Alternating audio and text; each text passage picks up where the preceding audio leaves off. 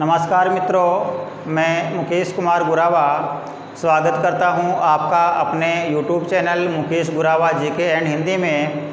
मित्रों, आज हमें यमक अलंकार के बारे में विस्तार से अध्ययन करेंगे। यदि मेरे द्वारा दी गई जानकारी से आप लोग संतुष्ट हो तो मेरे वीडियो को लाइक करें, चैनल को सब्सक्राइब करें और कमेंट करें और अपने दोस्तों में शेयर करें। आज बात करते हैं हमें यमक अलंकार की। यमक अलंकार, देखिए यमक अलंकार कहाँ माना जाता है, किसे कहते हैं यमक अलंकार। तो यमक अलंकार के बारे में एक दोहा प्रचलन में है, उस दोहे के माध्यम से आप यमक अलंकार को आसानी से समझ जाएंगे। और दोहा अपने सामने है, एक शब्द फिरी फिरी, एक शब्द फिरी फिरी, एक शब्द फिरी फिरी, परे अनेकन बार, परे अनेकन बार।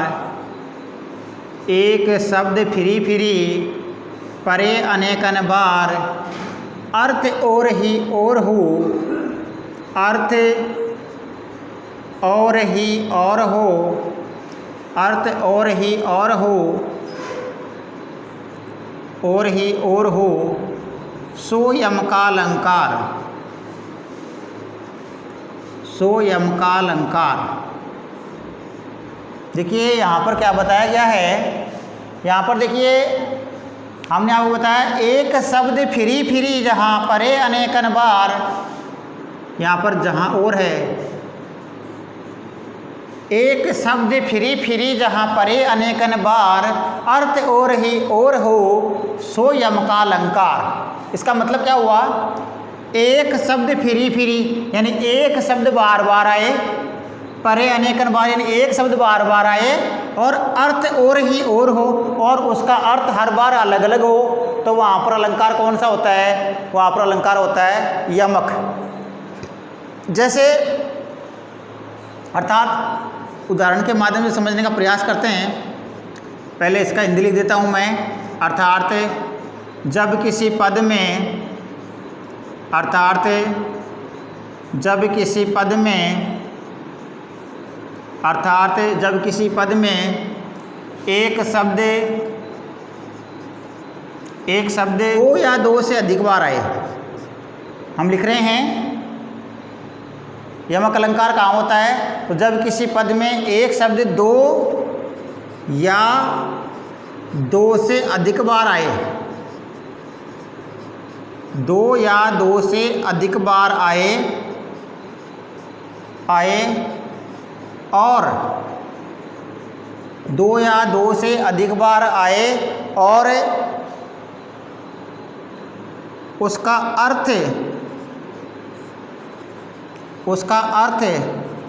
अलग अलग हो, उसका अर्थ अलग अलग हो, तो वहाँ यमक अलंकार माना जाता है, तो वहाँ यमक अलंकार माना जाता है। जैसे अपने सामने उदाहरण आता है कि कनक कनकते सोगुनी, कनक कनकते सोगुनी, कनक कनकते सोगुनी, मादकता अधिकाय, कनक कनकते सोगुनी, मादकता अधिकाय, या खाए बोराए जगे, या खाए बोराए जगे, वा पाए बोराए।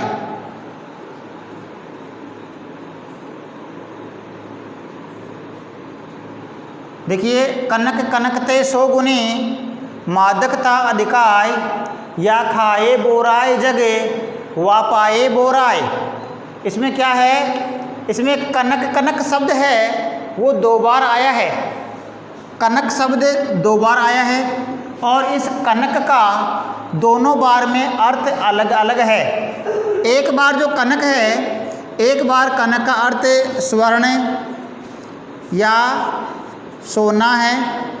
दूसरी बार जो कनक शब्द आया है, इस कनक का अर्थ धतूरा है, धतूरा। देखिए क्या अर्थ होता है इसका, सोने में धतूरे से 100 गुणी अधिक मादकता यानी नशा, मादकता यानी नशा। सोने में धतूरे से भी 100 गुना अधिक नशा होता है। या खाए बोराई जगह, धतूरे को तो खाने मात्र से व्यक्ति में नशा होता है। वा पाए बोराए, लेकिन सोने को अर्थात स्वर्ण को पाने से ही व्यक्ति में नशा हो जाता है। इसलिए कनक शब्द के दो अर्थ हो गए, शब्द एक है पर अर्थ उसके अलग अलग हो गए। हमने क्या बताया था कि जब किसी पद में एक शब्द 2 या 2 से अधिक बार आए और उसका अर्थ अलग अलग हो तो वहाँ यमक अलंकार माना जाता है। यहाँ पर कनक शब्द के दो अर्थ निकल रहे हैं, एक स्वर्ण या सोना और दूसरा धतूरा, इसलिए यहाँ पर यमक अलंकार माना जाएगा। अब देखिए आगे अपने सामने आता है कि यमक अलंकार के भेद कितने होते हैं। यमक अलंकार के भेदों की बात कर लें तो मित्रों, यमक अलंकार के 2 भेद माने जाते हैं। अब 2 भेद कौन कौन से हैं, देखिए हम पढ़ रहे हैं यमक अलंकार के भेद। यमक अलंकार के 2 भेद हैं, एक अभंग यमक अलंकार और दूसरा सभंग यमक अलंकार। बात करते हैं यमक अलंकार, यमक अलंकार और यमक अलंकार के भेद। यमक अलंकार के भेद,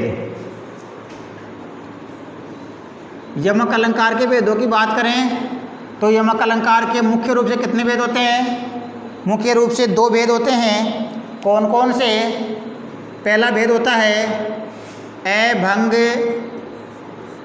यमक अलंकार, पहला भेद होता है अभंग यमक अलंकार और दूसरा भेद होता है सभंग यमक अलंकार। इस प्रकार से 2 भेद हो गए, पहला अभंग यमक अलंकार और दूसरा सभंग यमक अलंकार। तो देखिए अभंग तो कहाँ होता है और सभंग कहाँ होता है। अभंग का मतलब जहाँ पर बिना टुकड़े किए ही हमें शब्द की आवृत्ति दिखलाई दे जाए, वहाँ पर अभंग यमक अलंकार होता है। कहाँ पर, जहाँ बिना टुकड़े करे, बिना टुकड़े करे ही, बिना टुकड़े किए ही हमारे को क्या, शब्द की आवृत्ति दिखलाई दे जाए, अर्थात हमारे को टुकड़े नहीं करने पड़े और बिना टुकड़े किए ही हमारे को यदि आवृत्ति दिखलाई दे रही है तो वहाँ पर अभंग यमक अलंकार हो गया। और यदि शब्द के टुकड़े करने पड़ रहे हैं, शब्द के क्या करने पड़ रहे हैं, टुकड़े, यदि हमें शब्द के टुकड़े करने पड़ रहे हैं और टुकड़े करने के बाद में यदि हमारे को आवृत्ति दिखलाई दे रही है तो वहाँ पर सभंग यमक अलंकार माना जाएगा। जैसे अभंग यमक अलंकार का उदाहरण बताता हूँ आपको मैं। एक उदाहरण है, सारंग ले सारंग उड्यो, सारंग ले सारंग उड्यो, सारंग ले सारंग उड्यो, सारंग पूग्यो आय, सारंग पूग्यो आय। सारंग ले सारंग उड्यो, सारंग पूग्यो आय। जे सारंग सारंग कहे, जे सारंग सारंग कहे तो मुख को सारंग जाए, तो मुख को सारंग जाए। देखिए क्या लिखा है, सारंग ले सारंग उड्यो, सारंग पूग्यो आय। जे सारंग सारंग कहे तो मुख को सारंग जाए। इसमें देखिए सारंग सारंग सारंग सारंग सारंग सारंग, कितनी बार सारंग आया? इसमें करीबन 6 बार सारंग आया है। पहला जो सारंग है इसका अर्थ है मित्रों मोर। पहला जो सारंग है इसका अर्थ है मोर। दूसरा है सर्प और तीसरा है बादल। नीचे वाले जो सारंग आए हैं उनकी बात कर लेते हैं। इसका मोर, इसका वाणी और इसका सर्प। देखिए सारंग शब्द एक ही है पर इनके अर्थ अलग अलग हैं। सारंग ले सारंग उड़ो सारंग पुग्यो आए, मतलब ये हुआ कि एक मोर था, वो मोर सर्प को लेकर के उड़ता है। मोर क्या करता है? मोर सर्प को लेके उड़ता है और सर्प को लेके उड़ता है तो क्या होता है? सारंग पुग्यो आए, रास्ते में बादल आ जाता है। आपको पता है जब मोर बादलों को देखता है तो बादलों को देख करके मोर बोलने लगता है।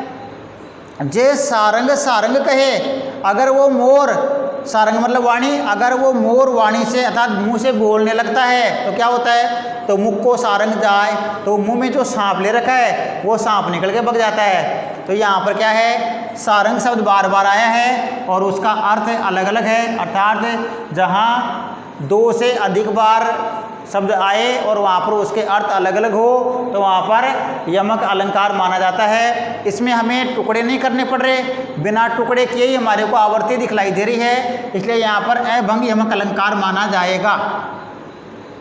दूसरी बात कर लें सभंग यमक अलंकार की। सभंग यमक अलंकार ये कहाँ पर होता है?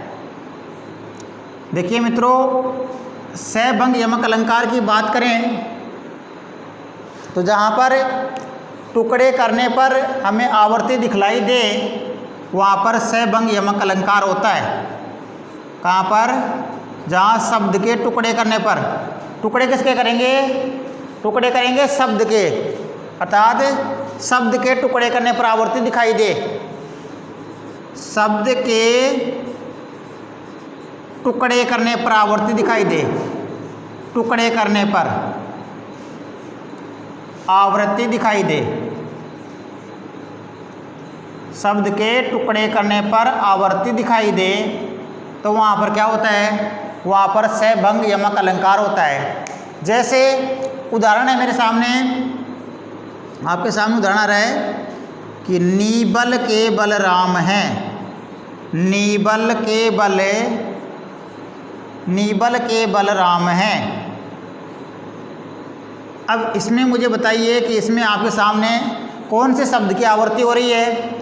देखने में तो यहाँ पर कोई ऐसा शब्द नहीं है जिसकी आवर्ती हो रही है, लेकिन यदि हम इसके टुकड़े करें तो टुकड़े करने पर हमें ये लगता है कि आवर्ती हो रही है किसकी?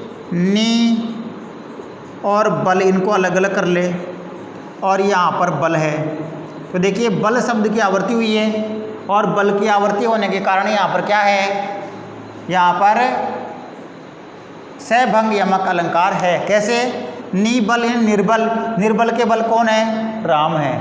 निर्बल के बल राम है। यहाँ पर जो नी और बल लिखा हुआ है इसके टुकड़े करने पर हमें आवर्ती दिखलाई दी है, इसलिए अलंकार सभंग यमक अलंकार माना जाएगा।